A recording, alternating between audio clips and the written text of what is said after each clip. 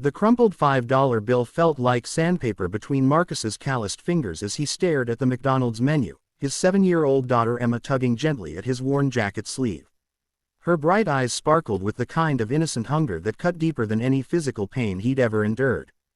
2 days. It had been 2 whole days since either of them had eaten a proper meal, and this single bill represented everything standing between his little girl and another night of going to bed with an empty stomach rumbling like distant thunder. "Daddy, can we get the Happy Meal with the toy?" Emma whispered, her voice carrying that fragile hope that only children possess, the kind that believes miracles are just around every corner, even when the world has shown them otherwise. Marcus swallowed hard, tasting the metallic bitterness of pride mixed with desperation. The Happy Meal cost $4.79. That would leave exactly 21 cents, not enough for anything else, not even the smallest coffee to warm his own empty belly. But watching Emma's face light up at the possibility, seeing her small hands pressed against the glass counter as she gazed at the colorful pictures above, he knew there was never really a choice at all. "Of course, sweetheart," he managed, his voice steady despite the tremor in his chest. "What toy do you want?" 3 weeks earlier, Marcus had been laid off from his construction job when the company downsized. The unemployment checks hadn't started coming yet, tangled somewhere in bureaucratic red tape that seemed designed to test just how much a person could endure. His ex-wife had disappeared 18 months ago, leaving behind only empty promises and a forwarding address that led nowhere. Since then, it had been just Marcus and Emma against the world, a world that seemed determined to knock them down every time they tried to stand up. He'd already sold his toolbox, his watch, even his wedding ring, though that one had been easier to part with than he'd expected. The electricity had been shut off yesterday, and the final eviction notice was tucked in his back pocket like a ticking time bomb. But none of that mattered now. All that mattered was the way Emma's face glowed when the teenage cashier handed her the small cardboard box with its hidden treasure inside. They found a corner table, the red plastic seats cracked with age but still offering a small sanctuary from the autumn wind rattling the windows outside. Emma carefully opened her Happy Meal, arranging each item with the precise ceremony that only children understand. The nuggets in a perfect line, the apple slices forming a semicircle, the small toy car placed just so beside her chocolate milk. "Daddy, aren't you eating?" she asked, noticing his empty hands. "I'm not hungry right now, baby girl. You go ahead." The lie came so easily now, practiced over weeks of skipped meals and shared portions. "Daddy will eat later." What Marcus didn't notice in his focused attention on Emma was the young man at the table directly behind them, close enough to have overheard their entire exchange. Jake Chen, 28 years old and CEO of a tech startup that had just secured $15 million in venture capital funding, had been working on his laptop when something in Marcus's voice made him look up from his screen. Jake had grown up in circumstances not so different from what he was witnessing now. His own father had worked 3 jobs to keep food on the table after Jake's mother passed away when he was 9. He remembered the weight of those years, the careful rationing of everything, the way pride and necessity waged constant war in his father's weathered face, the sound of his dad's stomach growling during those nights when there had only been enough dinner for one. But Jake also remembered something else. Mrs. Patterson, the elderly woman who lived in the apartment next door, who used to, accidentally, make too much soup and would bring over the extras with a wink and a smile.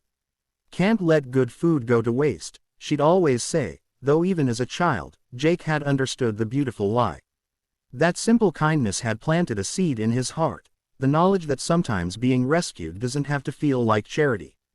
As Jake watched Emma carefully save half her nuggets, wrapping them in napkins with the solemn concentration of someone who understood the value of leftovers, he felt that old familiar ache in his chest. He saw his younger self in her careful movements, remembered the weight of adult worries in a child's shoulders. Jake quietly approached the counter, speaking in hushed tones to the manager on duty. Within minutes, a server appeared at Marcus and Emma's table carrying a tray laden with food, burgers, fries, apple pies, coffee, and a large chocolate shake with 2 straws. "Excuse me," the server said with a warm smile, "but the gentleman over there wanted you to know that you're our 100th customer today, and you've won our random prize drawing." Marcus looked around, confused, until his eyes met Jake's across the restaurant. Jake raised his coffee cup in a small salute, then looked pointedly away, giving Marcus the dignity of receiving without the awkwardness of direct acknowledgement. "We didn't enter any drawing," Marcus said quietly, understanding immediately what was happening but needing to maintain some thread of dignity for Emma's sake. "Oh, it's automatic," the server replied smoothly, clearly coached in this gentle deception. "Everyone who comes in gets entered." "Lucky you." Emma's eyes grew wide as she stared at the feast before them. "Daddy, we won. We actually won something." Marcus felt his throat close up as he watched his daughter's pure joy. When was the last time she'd felt lucky? When was the last time the universe had surprised her with abundance instead of taking away? He caught Jake's eye once more, mouthing a silent, "Thank you," across the crowded restaurant.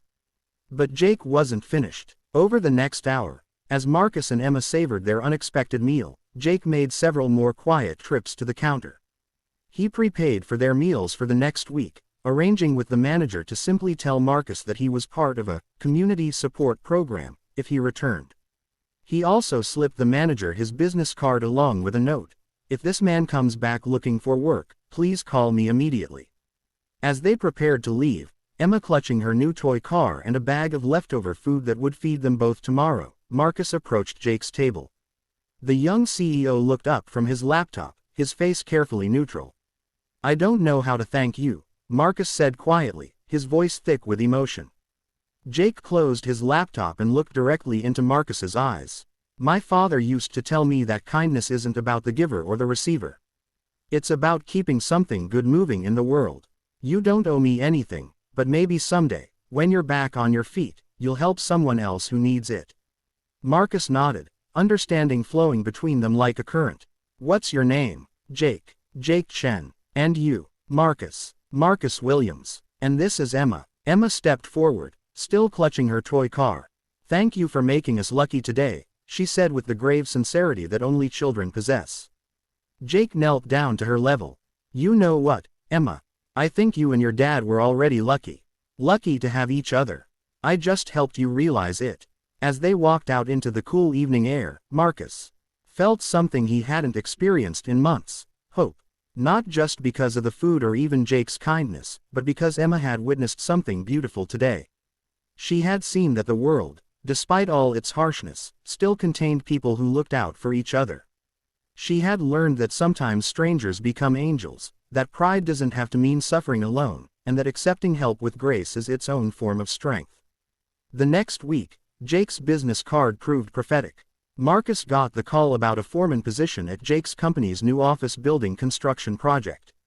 6 months later, Marcus had his own apartment again, Emma had her own room filled with books and toys, and every Friday, they had a standing dinner date at that same McDonald's, not because they had to, but because they wanted to remember. And sometimes, if Jake happened to be there working late on his laptop, they'd share a table and Emma would show him her newest toy, or her latest drawing from school. Marcus would update Jake on the construction progress, and Jake would share stories about his own father, who had passed away the year before but who had lived long enough to see his son's success. The $5 bill that had once represented desperation was now framed on Marcus's refrigerator, a reminder that sometimes our lowest moments become the foundation for our greatest transformations. Emma, now 8 and thriving in school, would sometimes point to it and tell visitors the story of the day they got lucky, though she was still too young to understand that luck had very little to do with what happened that autumn afternoon in a small-town McDonald's. Because kindness, real kindness, isn't about luck at all. It's about choosing to see the humanity in a stranger's struggle and deciding that their burden is worth sharing. It's about understanding that we rise together or not at all, and that sometimes the most powerful thing you can do is simply refuse to let someone face their darkness alone.